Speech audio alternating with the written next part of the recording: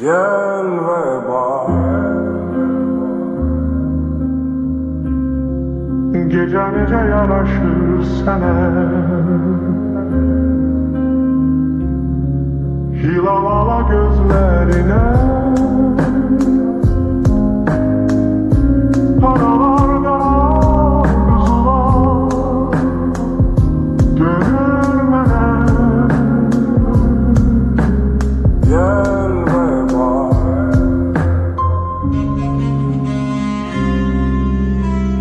yarpaqları saralır, payız məni yenə özü ilə aparır. Yenə atır məni dünənlərin içinə, acı xatirələrimin dəli qatarı. Uçuruma aparır məni sənin izin, görə bilirsənmi gələcəyimizi? Qocalarma elin əllərimin içində, bunlar hamısı tapmacadır bizə gizli.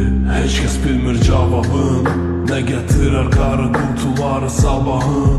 Dolu işıq ilə yoxsa içi qaralıb, dizi yaralı sevgidən amma gedir yolun davamın.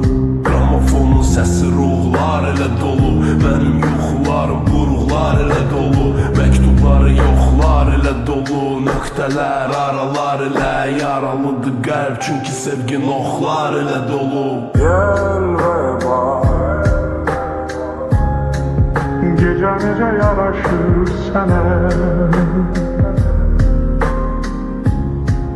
hilalala gözlerine,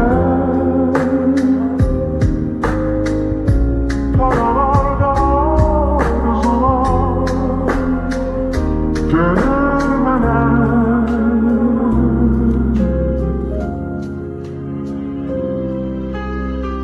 Gəl və bax, həyat kimə çevirib də məni. Gəl və bax, söylə gözlərimin içinə deyir, tanımadığın adam sənə doğmaya özgəyəm. Nə hiss eləyirsən de gözəlim, gəl və bax bizim gələcəyim falına. Bax, bəlkə biz də bir də alına, ikinci dəfə, ikicə nəfər və bircə hədəf. Üfürək bu közlərə, verək ikinci nəfəs. Gözlərindən oxuyuram, artıq mümkün deyil. Ürəyi söndürürük və yandırırıq beyni. Biz baxırıq ətrafa, sanki çiçəkli bahar, amma piyadalar qalın geyini.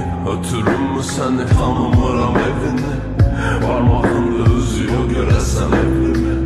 Axırı göz yaşı, çünki bilir sevilir. Gel ve bak, gece nece yaraşır sənə,